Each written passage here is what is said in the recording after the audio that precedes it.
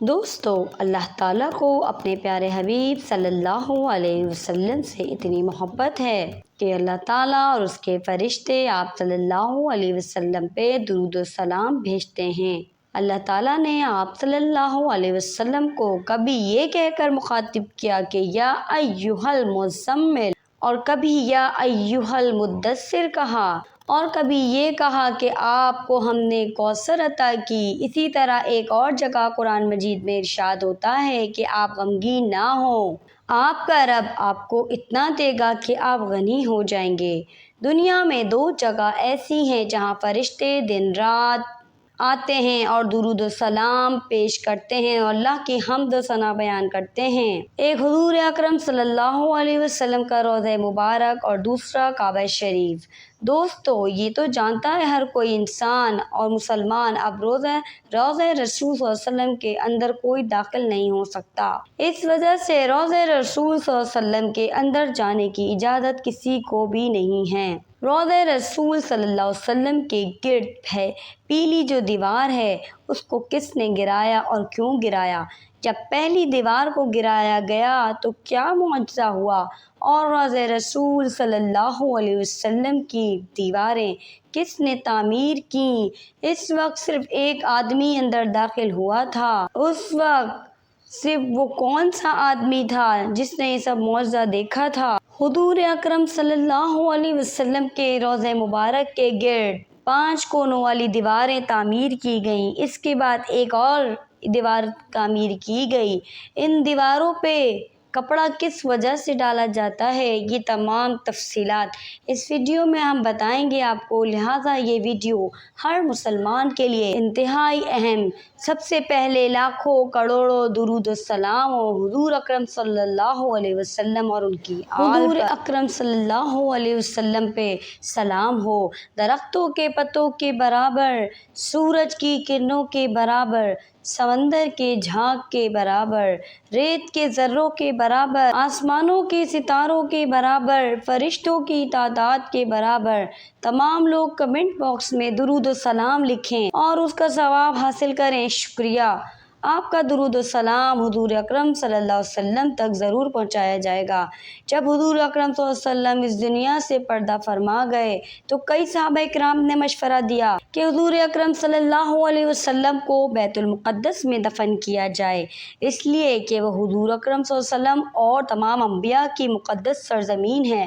مگر حضرت ابوبکر صدیق رضی اللہ تعالیٰ عنہ نے ان سب کو سمجھایا کہ نبی جس جگہ وفات پا جاتا ہے ان کو وہیں عزت اور احترام کے ساتھ دفن کیا جاتا ہے۔ تمام صحابہ کرام رضی اللہ تعالیٰ عنہ نے حضرت ابوبکر صدیق رضی اللہ تعالیٰ عنہ کی رائے پہ اتفاق کیا۔ دوستو، حضور اکرم صلی اللہ علیہ وسلم اپنی وفات کے وقت حضرت عائشہ صدیقہ رضی اللہ تعالیٰ عنہ کے حجرے مبارک میں تھے۔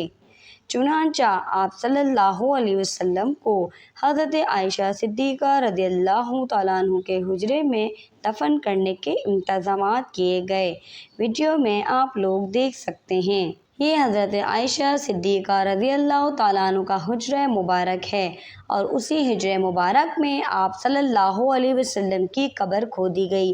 آپ کا جنازہ نہیں پڑھایا گیا بلکہ صحابہ کرام ٹولیوں کی صورت میں آتے اور درود و سلام پڑھتے اور واپس چلے جاتے۔ حضور اکرم صلی اللہ علیہ وسلم کی تدفین کر دی گئی اور آدھے حجرے میں پردہ لگا کر بی بی عائشہ رضی اللہ تعالیٰ عنہ رہنے لگیں۔ پھر جب حضرت ابوبکر رضی اللہ تعالیٰ عنہ کا زمانہ آیا اور ان کی جب وفات ہوئی تو ان کو بھی یہیں دفن کیا گیا۔ رضی اللہ تعالیٰ عنہ کا زمانہ آیا اور ان کی وفات کے بعد انہیں بھی یہاں دفن کیا گیا۔ حضرت عائشہ صدیقہ رضی اللہ تعالیٰ عنہ اپنی اسی حجرے میں رہیں اور دین کی تبلیغ کرتی رہیں۔ ان کے حجرے اور کمرے کے درمیان ایک پردہ حائل تھا۔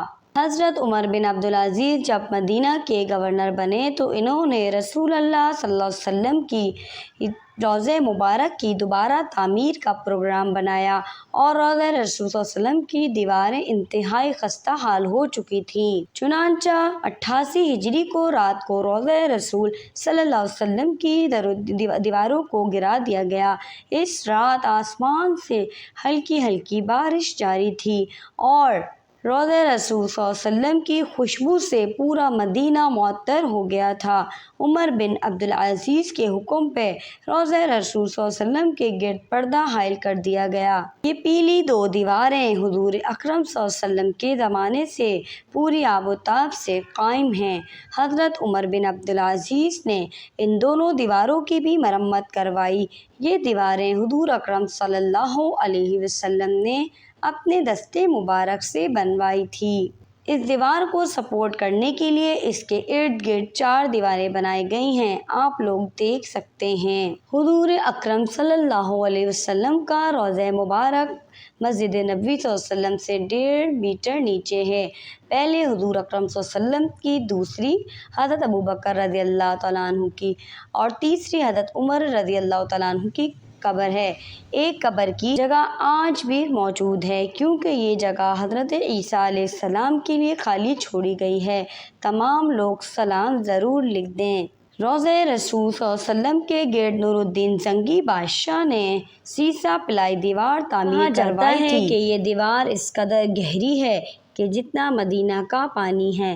اس کے بعد 4 کونوں والی دیوار کی ایک چھت ہے، اس میں ایک چھوٹی سی کھڑکی بھی ہے۔ اس میں رسول اکرم صلی اللہ علیہ وسلم کی چیزیں ابھی تک موجود ہیں۔ ابھی تک اس کھڑکی کے ذریعے دنیا کا کوئی انسان داخل نہیں ہوا ہے۔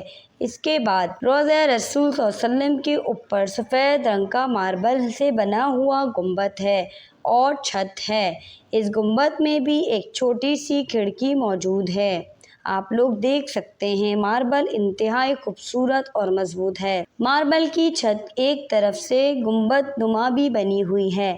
دوستو، یہ 5 کونے والی دیوار بھی حضرت عمر بن عبدالعزیز نے بنوائی۔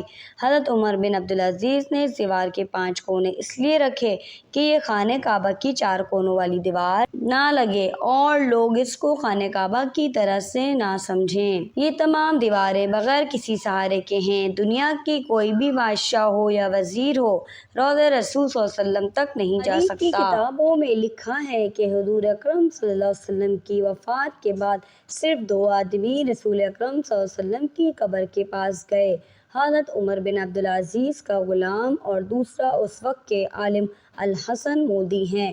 انہوں نے روضہ رسول صلی اللہ علیہ وسلم کی تعمیر میں خود حصہ لیا۔ جب روضہ رسول صلی اللہ علیہ وسلم کی دیواریں گرائی گئیں تو ان کے سامنے دنیا کا حسین ترین منظر تھا۔ روضہ رسول صلی اللہ علیہ وسلم سے بہت ہی پیاری خوشبو آ رہی تھی جس کی وجہ سے پورا مدینہ معطر ہو گیا تھا۔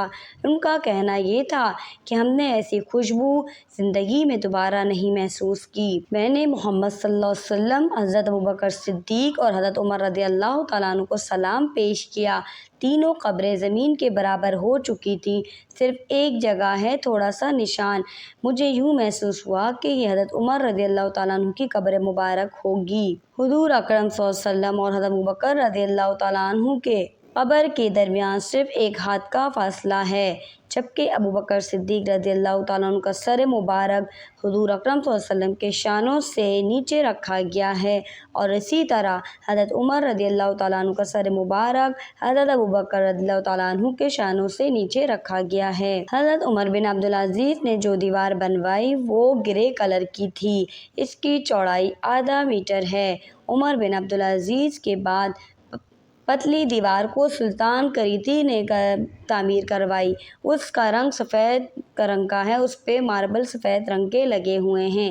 اس دیوار کے اوپر ہی سبز یعنی ہرے رنگ کا کپڑا ہوتا ہے جو ہمیں دکھائی دیتا ہے۔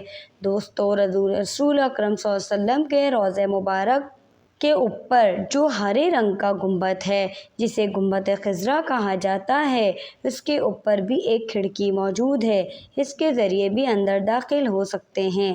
پہلا گنبد سلطان ناصر نے بنوایا تھا، اس کے بعد گنبد کے اوپر ایک گنبد تعمیر کروایا گیا جو سلطان اشرف نے سیاہ اور سفید رنگ کے پتھر سے بنوایا تھا۔ اس گنبد کا رنگ نیلا رکھا گیا تھا جس کو عثمانی سلطان محمود دوم نے ہرا کر دیا، جو آج تک قائم ہے۔ کچھ لوگوں کا کہنا ہے کہ محراب فاطمہ کے ذریعے رسول اکرم صلی اللہ علیہ وسلم کے روضہ رسول تک ہم جا سکتے ہیں، ایسا لیکن ہرگز نہیں ہے۔ آپ لوگ ویڈیو میں دیکھ سکتے ہیں کہ محراب فاطمہ کے آگے دیوار ہے۔ محراب فاطمہ میں حضرت فاطمہ رضی اللہ تعالیٰ عنہ کے ضروریات کی بہت سی چیزیں موجود ہیں، جن میں صندوق ہے، تلواریں ہیں اور ان کی گھریلو ضرورت کی اشیاء موجود ہیں۔ دوسرے ممالک کے بادشاہ اور وزیر انہی چیزوں کو بھی دیکھنے کے لیے آتے ہیں۔ پیارے دوستو، اللہ تعالیٰ سے ہمیں دعا کرنی چاہیے کہ ہمیں بھی روضہ رسول پر جانے کا موقع عطا فرمائے تاکہ ہم بھی وہ ساری چیزیں دیکھ سکیں اور سلام و درود بھیج سکیں صلی اللہ علیہ وآلہ وسلم۔ آخر میں درود پڑھنا چاہوں گی، آپ لوگ بھی سب پڑھیں اور کمنٹ میں لکھ کے بتائیں کیسی لگی آپ کو ویڈیو۔ اللہ حافظ، نیکسٹ ویڈیو میں ملتے ہیں۔